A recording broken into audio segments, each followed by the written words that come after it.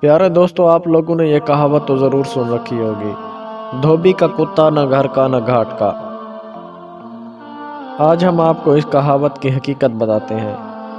Video کو شروع کرنے سے پہلے ہماری آپ سے گزارش ہے، اگر آپ نے ہمارے چینل کو سبسکرائب نہیں کیا تو سبسکرائب کر کے گھنٹی کے نشان پر ضرور کلک کریں۔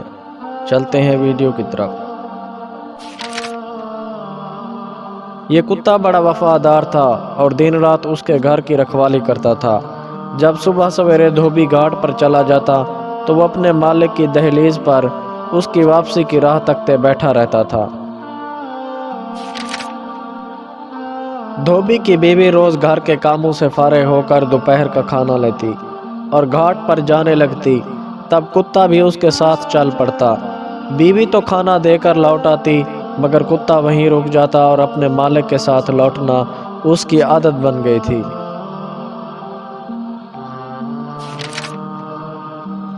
دھوبی کی بیوی کھانا باندھتی تو ایک روٹی کتے کے لیے بھی ساتھ ہی باندھ دیا کرتی تھی کہ گھاٹ پر اس کا شوہر کتے کے آگے ڈال دے گا۔ اسے یقین تھا کہ جب وہ کھانا کھائے گا تو اس وقت کتا بھی تقاضا کرے گا۔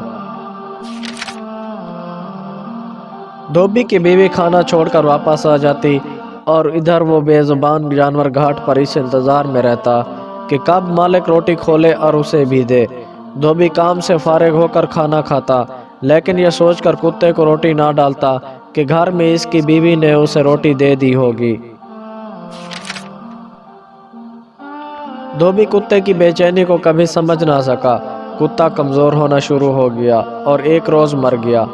گاؤں والوں نے بڑا افسوس کیا، سب اس کی موت کی وجہ جاننا چاہتے تھے۔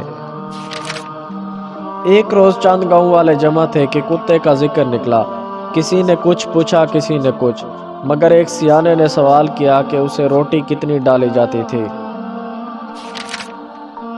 دھوبی نے بیوی کو بلایا کہ بتاؤ کتے کے آگے روٹی کتنی ڈالتی تھی۔ تب یہ راز کھلا کہ انجانے میں دھوبی سمجھتا رہا کہ گھر اور اس کی بیوی سمجھتی رہی گھاٹ پر کتے کو روٹی مل رہی ہے۔ ماجرا اس کے برعکس تھا۔ یوں سب اس نتیجے پر پہنچے کہ کتے کی موت کی اصل وجہ بھوک اور فاقہ ہے۔ تب کسی سیانے نے کہا، یک در گیر و محکم گیر، ایک در پکڑو اور مضبوط پکڑو۔ اور یوں یہ کہاوت مشہور ہوئی کہ دھوبی کا کتا گھر کا نہ گھاٹ کا۔